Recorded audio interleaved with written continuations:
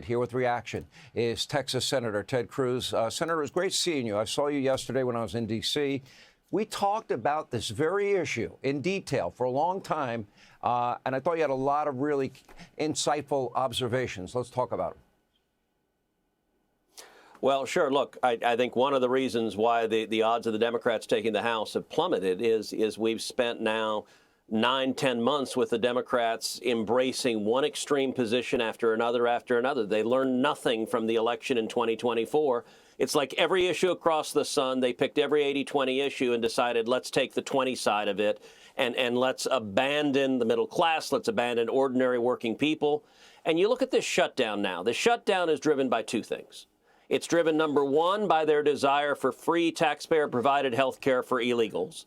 That is an extreme. That's the 20% side of an 80-20, and they're willing to shut the government down. But number two, what this is really about is Chuck Schumer is facing a political crisis. He almost lost his job earlier this year when the Democrats agreed to keep the government open.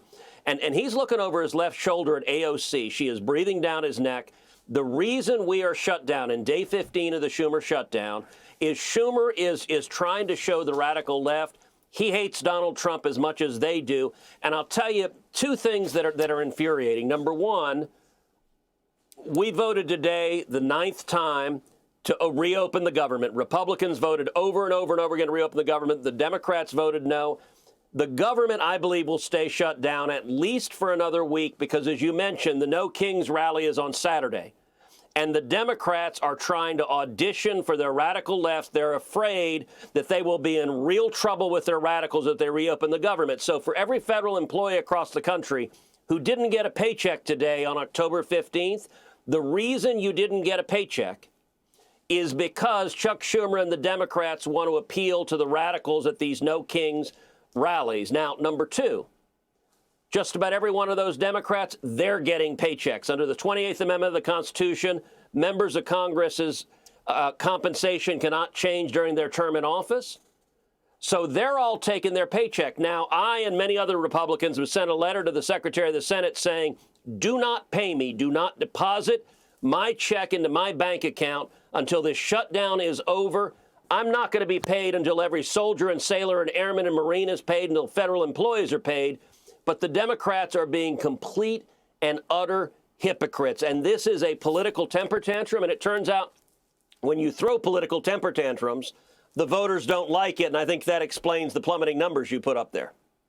$1.5 trillion to open the government for a mere 7 weeks, monies for illegal immigrant health care, monies for NPR and PBS, monies for all the other crazy things that I mentioned abroad.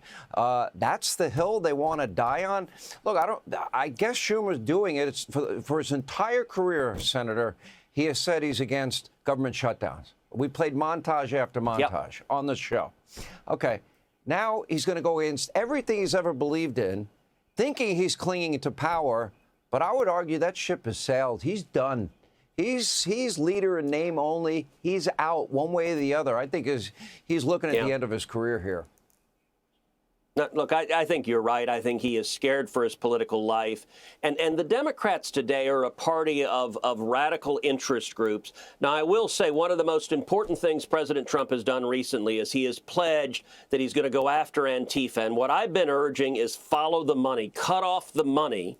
And you look at this No Kings rally, and there's considerable evidence that George Soros and his network is behind funding these rallies, which may well be riots all across the country. And Soros is writing the check. And so I've introduced legislation called the Stop Funders Act that would add rioting to the list of predicate offenses for RICO. Why is that? Because it would let the Department of Justice use RICO, racketeering, to prosecute the money that is funding the anti-Semitic protests on campuses, the pro-open border protest in L.A. and other cities, and these No King protests. Anyone that is supporting rioting and violence, it lets you go after the money. And I'll tell you, there are more than 200 left-wing groups behind these No Kings rallies this weekend. they deliberately are blind to what each of the others are doing. That's part of how they avoid accountability. RICO is designed for precisely that sort of criminal enterprise.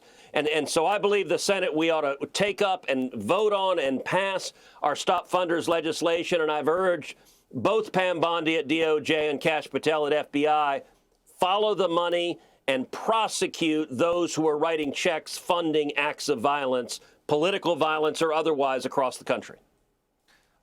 We appreciate your time, Senator. Also good to see you yesterday. Appreciate you taking time to talk to me. Hey, Sean Hannity here. Hey, click here to subscribe to Fox News YouTube page and catch our hottest interviews and most compelling analysis. You will not get it anywhere else.